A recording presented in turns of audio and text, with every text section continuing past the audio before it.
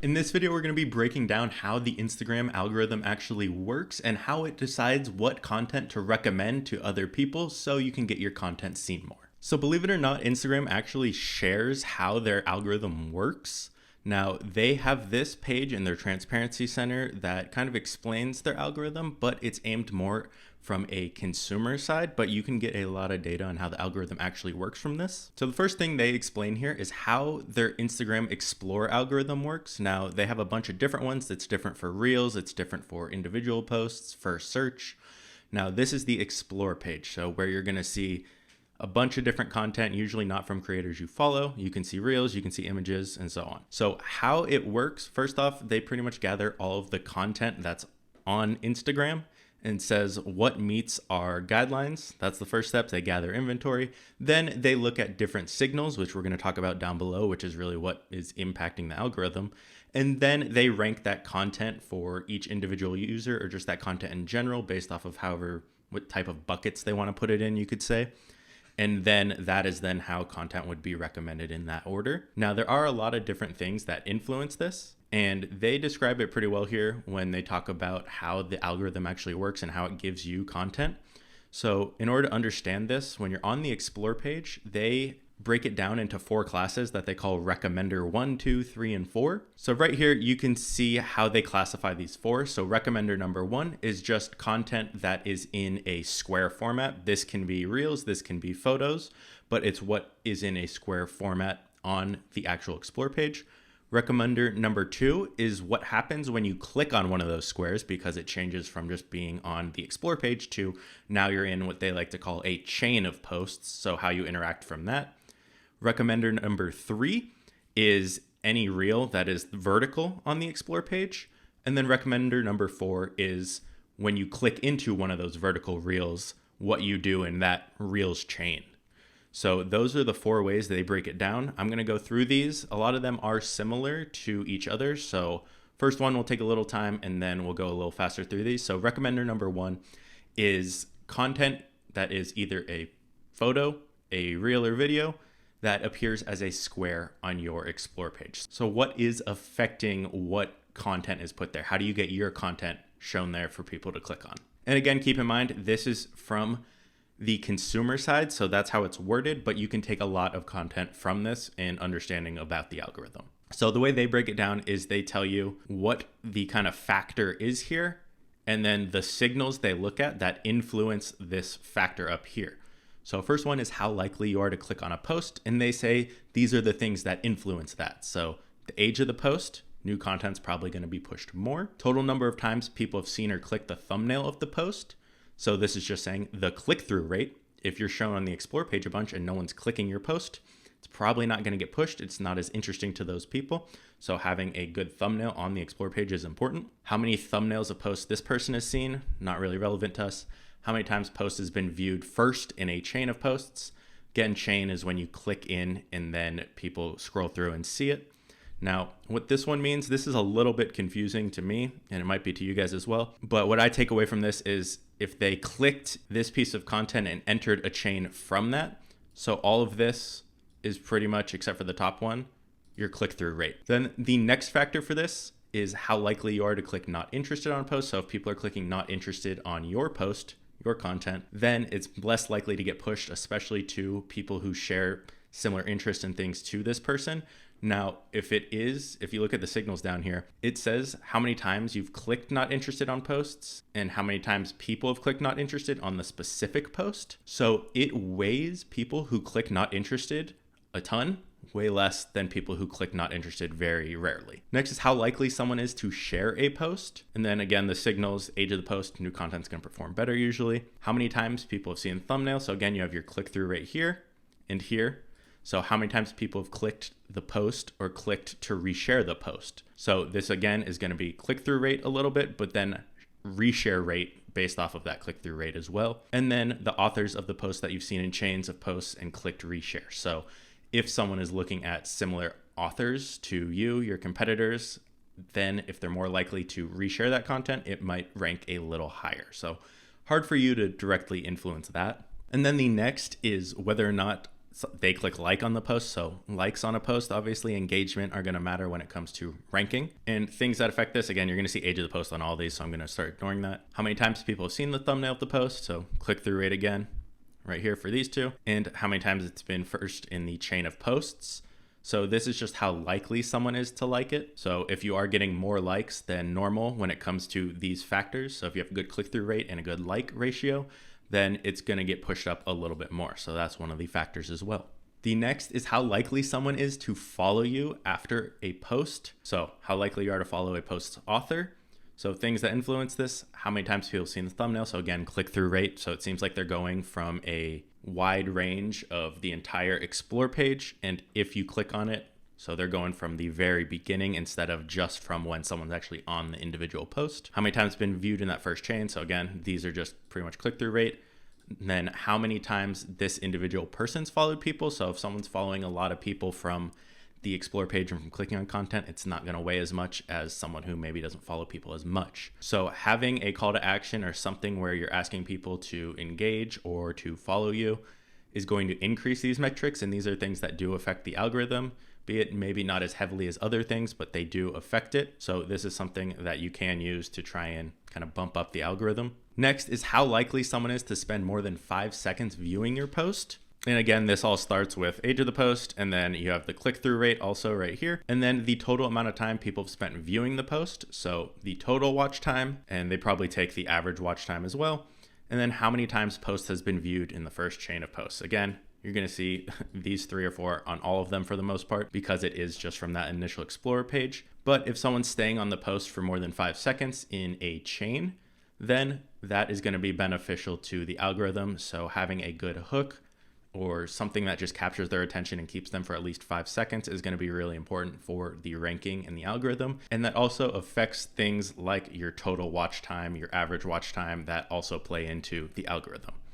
And then the last for this one is how likely they are to save the posts. So saves, again, all the same stuff except for how many times people have saved or clicked the post.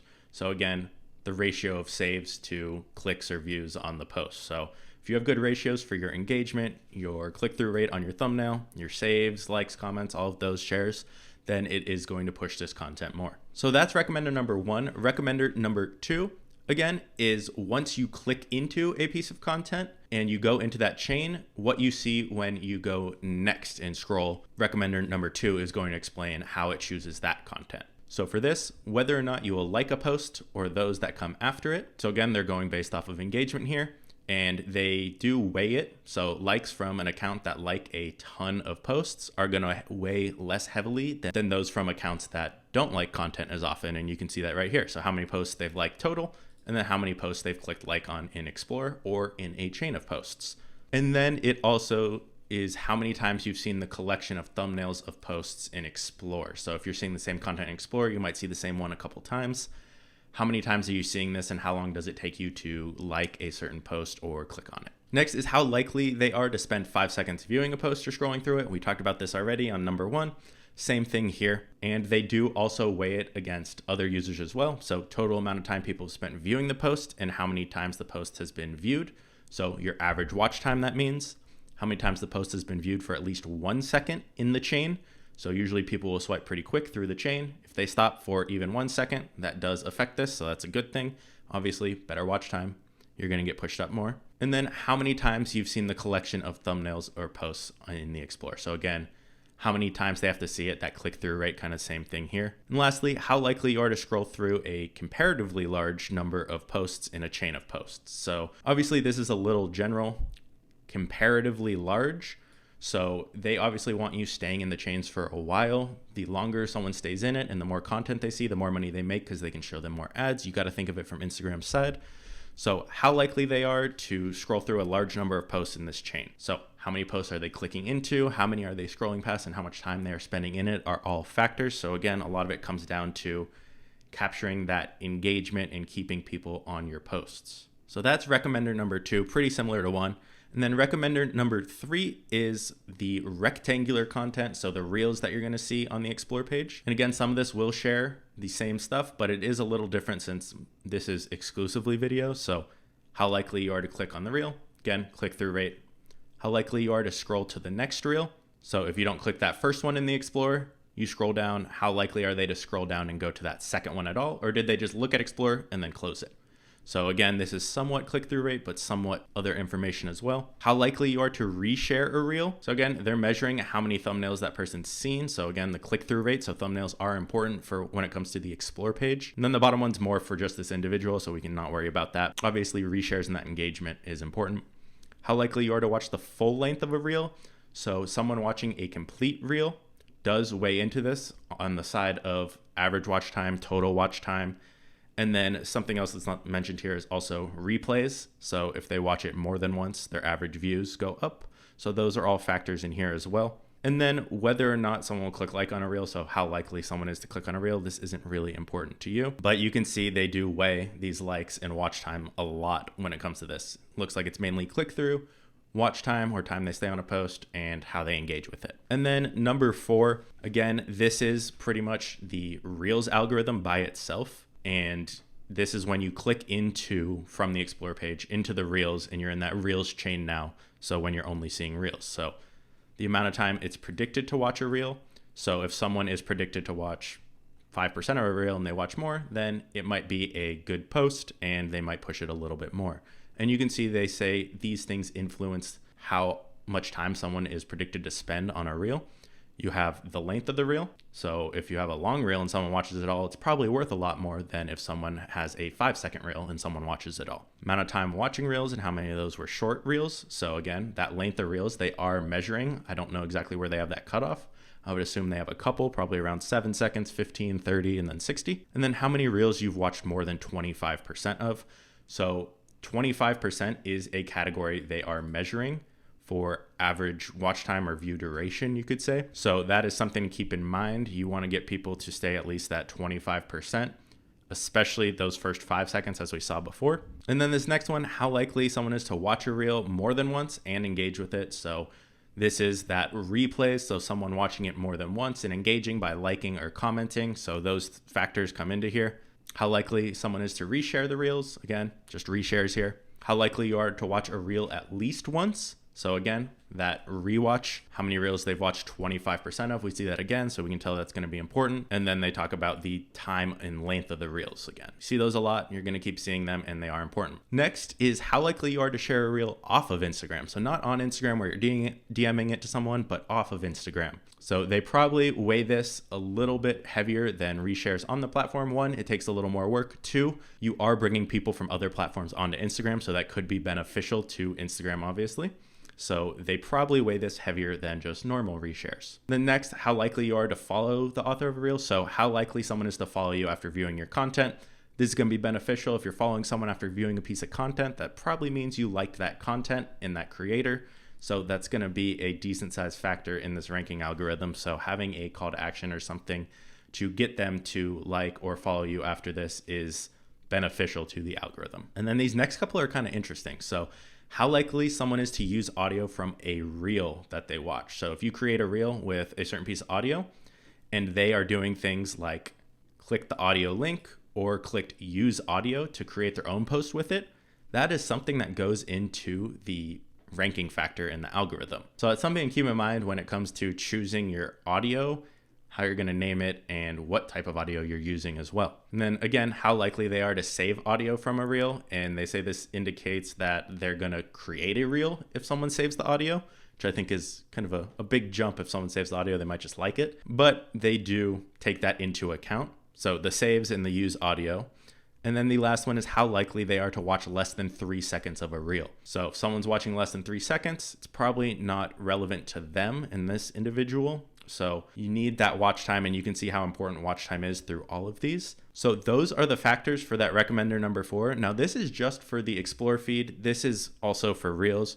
And there are some other factors that I feel like they didn't really mention in here as well.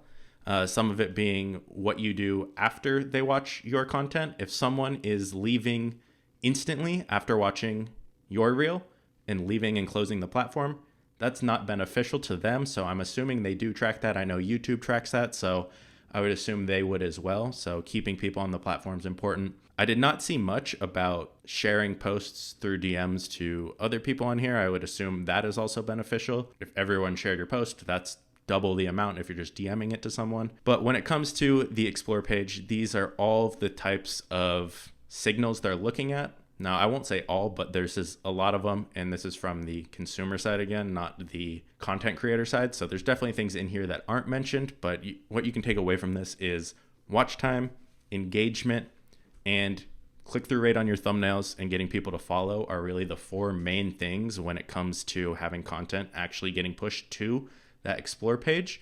Now, another thing they don't mention in here is how they categorize that content based off of keywords, what's in your video, what's said in your video. If you have a video, if it's audio, what's shown on the screen, what is your caption and what tags you use. That's probably how they're classifying what the content is actually about, and then how they rank it against other competitors. So those are all things to keep in mind. That's going to be it for this video. If you guys have any questions, feel free to leave them down below, and I'll see you in the next video. Tired of feeling overwhelmed with marketing your small business? Let our experienced marketing team help your business grow. With personalized strategies tailored to meet your needs, we'll help you stand out in a crowded market. Contact us today for more information at foxsocialmedia.com.